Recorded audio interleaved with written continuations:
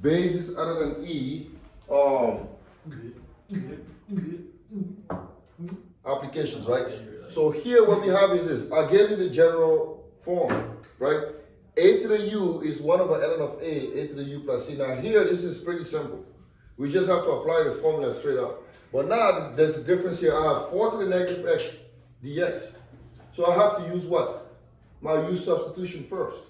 I can't just do it like this. I have to use the U substitution. Okay? Because if you were to just, because some of you may be tempted to say this is equal to 1 over, this is equal to 1 over ln of 4, right?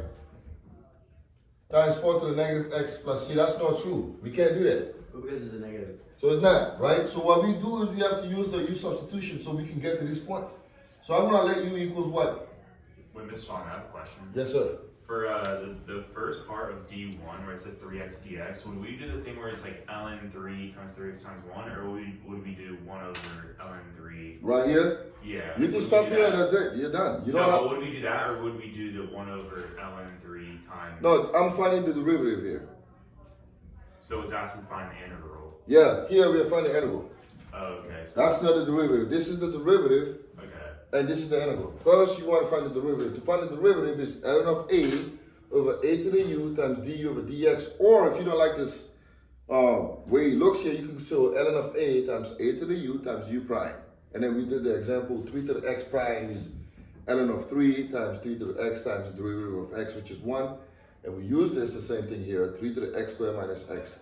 Right? The derivative is ln of 3, which is ln of A, times A to the U, which is 3 to the x squared minus x, times the derivative of that, which is 2x minus 1. So we don't need to use that to find the integral? No. Okay. Right? Now for the integral, this is a new formula. A to the U is 1 over ln of A times A to the U plus C.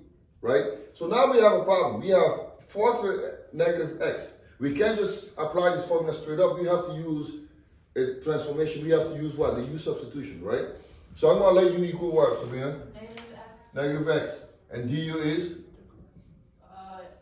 Negative dx. Negative dx, so negative 1 dx, right?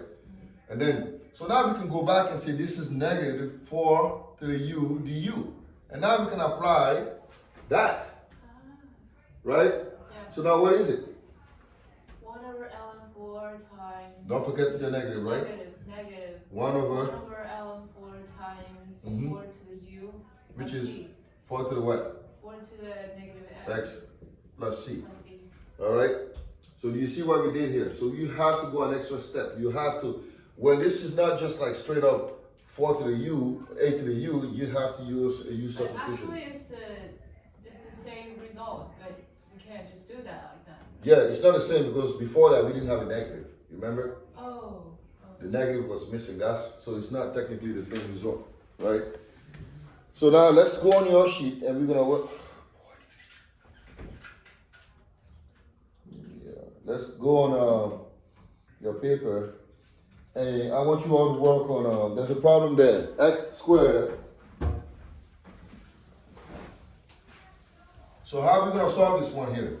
We have x squared plus 2 to the negative x dx. We're trying to find the antiderivative. So what are we going to do here? You can split it up. Split it up. Good way to start. So we have x squared dx, right? Plus 2 to the negative x dx.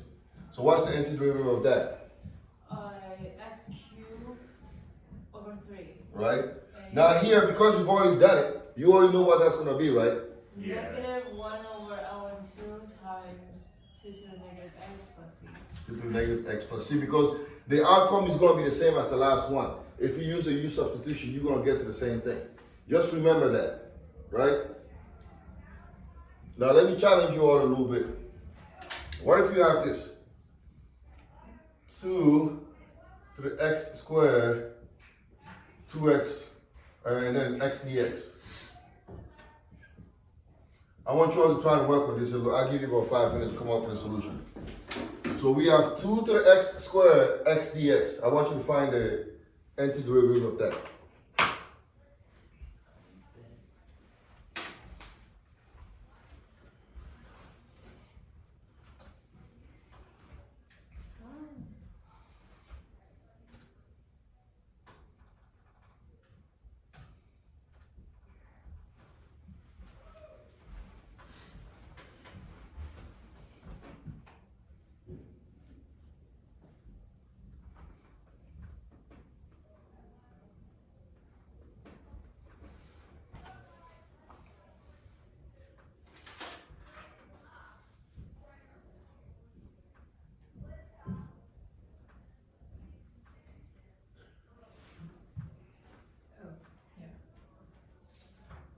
Got it?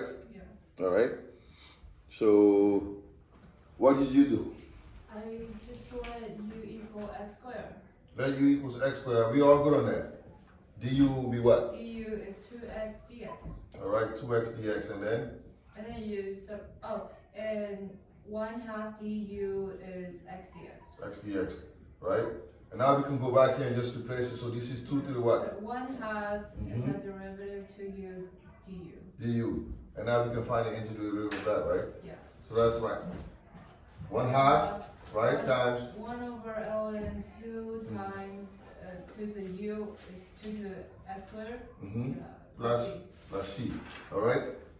So you see, you have to use your transformations. You have to be very careful to recognize that there's a relationship between this and that. Okay. Wait, don't erase. I'm not erasing it. I'm keeping it there.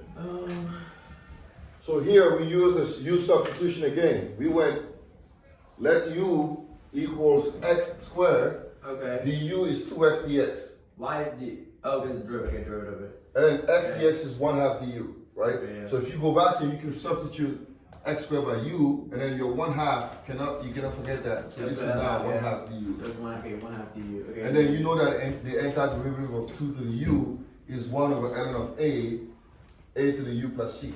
Okay. So we just replaced it in there, right? Now let's try to see if you can work with this one here. This is more challenging. 3 to the 2x, 1 plus 3 to the 2x dx. So I want you all to go ahead and try to work on that on your own. Substituting like twice. You have several options. You can use like different things here. So whatever you think is gonna work for you, all right?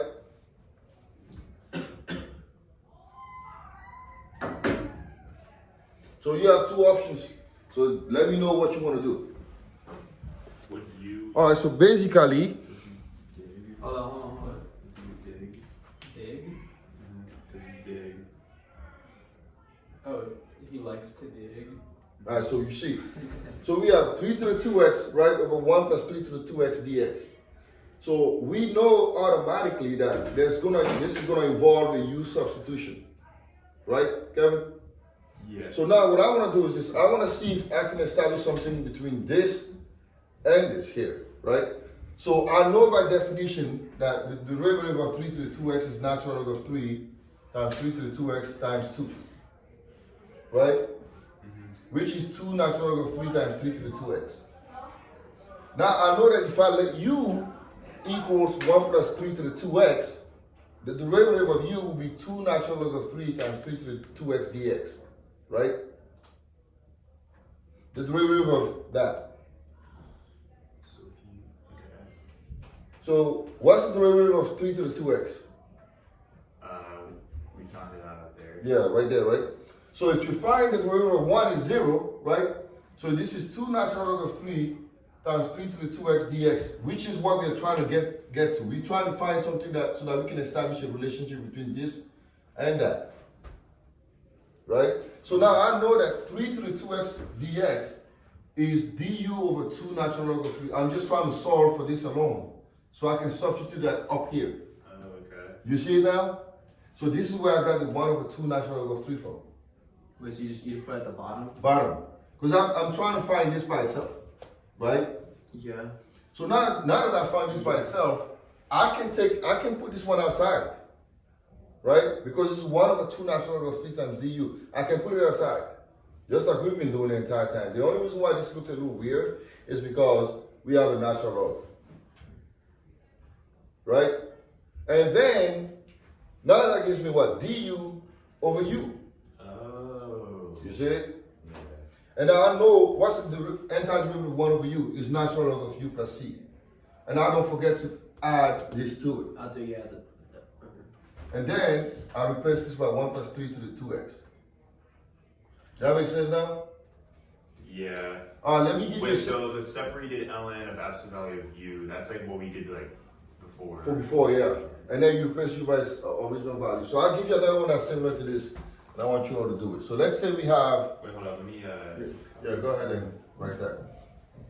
So what if we had,